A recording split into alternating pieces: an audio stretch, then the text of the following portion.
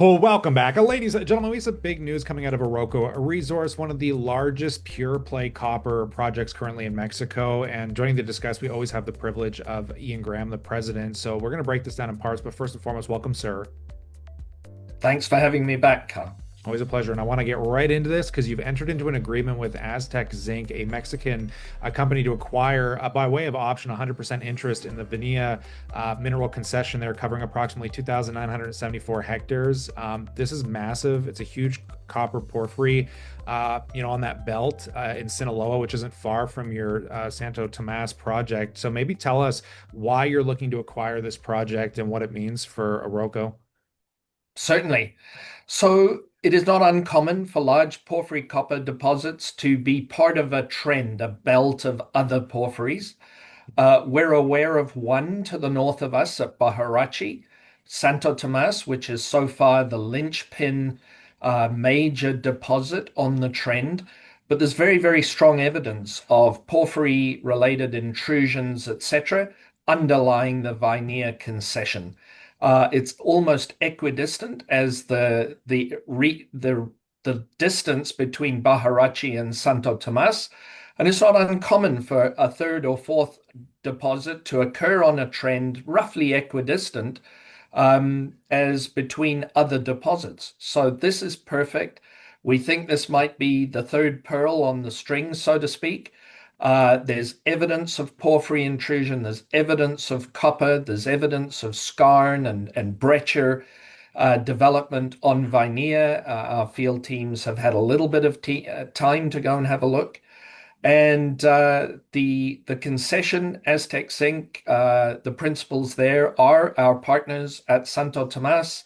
So we're entering in on compelling terms and looking forward to determining whether we have another high interest porphyry copper within the belt. So that would fulfill the Santo Tomas trend off some. And we believe the potential for something very significant is high.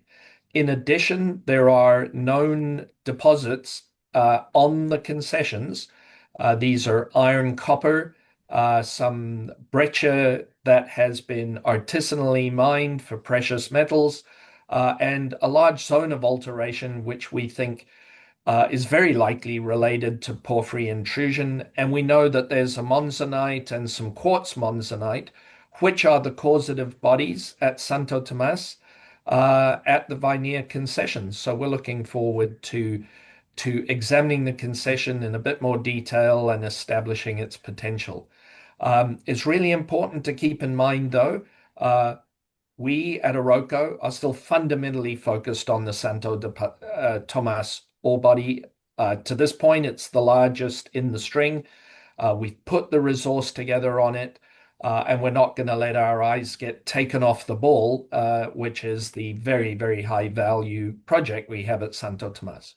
Yeah, and I don't even think maybe necessarily taking your eye off the ball. And let's expand on that a bit farther because I mean, we're talking about copper that's just hitting record highs here again.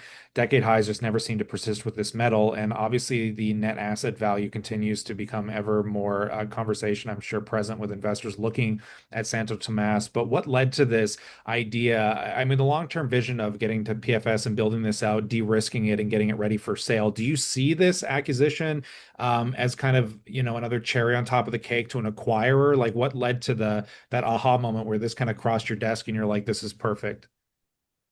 A few things, Kyle, not least the resource potential, obviously, but the simple fact that we've got such substantial support for the development at Santo Tomas.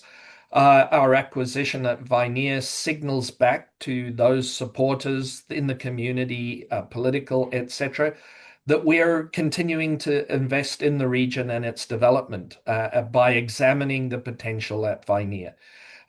So yeah, it's cherry on the top. If you don't mind, I'll steal that idea and use it elsewhere. That's exactly what Vinea is. It's a compelling target. It's one we've been aware of for quite some time. But obviously, one thing at a time, we focused on getting through to PEA at Santo Tomas. What's given us the sort of impetus to acquire Vinea now is very specifically the spectacular change in the level of support for the project at the federal level in Mexico, included on Plan Mexico and Plan Sinaloa. Every indication is we're to move forward, and we're in a permitting environment that is compelling and somewhat unique to Oroco in the region. So, in order to signal that we recognize that support and that we want to focus more regionally and ensure we develop resources that meet our scale, we've picked up Vinea.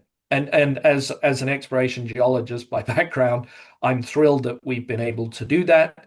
Uh, Richard Locke, our CEO, mining engineer, very, very focused on what's at hand and never taking his eye off the ball of value, has agreed that Vinea makes sense in the current circumstances. So getting this past Richard, not easy, but he sees the cherry on the top opportunity and the signals it sends back to our supporters in Mexico City and in Sinaloa. Yeah, on that note, I want to roll back just a little bit as well when it kind of comes to cash. I noticed the cancellation of a private placement to raise 1.5 million. Do you want to talk about maybe just the option that you're using to kind of finance this project and how you feel about your current, financial situation with the company? Certainly. Uh, we will begin work at Vinea, but not at large expenditures. There'll be a very modest budget to begin. We will do a small bridge financing, moving into a major financing in the fall, for which we're developing support now. The cancelled financing was an arrangement, a bespoke arrangement that fell through. And so we cancelled the financing. We had been asked to news release it as part of the process for the financing. That didn't come through, and so we cancelled it. In terms of current circumstances, we're in okay shape to continue through the fall. On that note, we'll pass it off to the viewers as always. Consider subscribing for news catalysts like this as it comes down the wire. Of course, we're going to bring it to you here, and always let us know what you think as the story evolves. But on that, we look forward to catching you in the next one.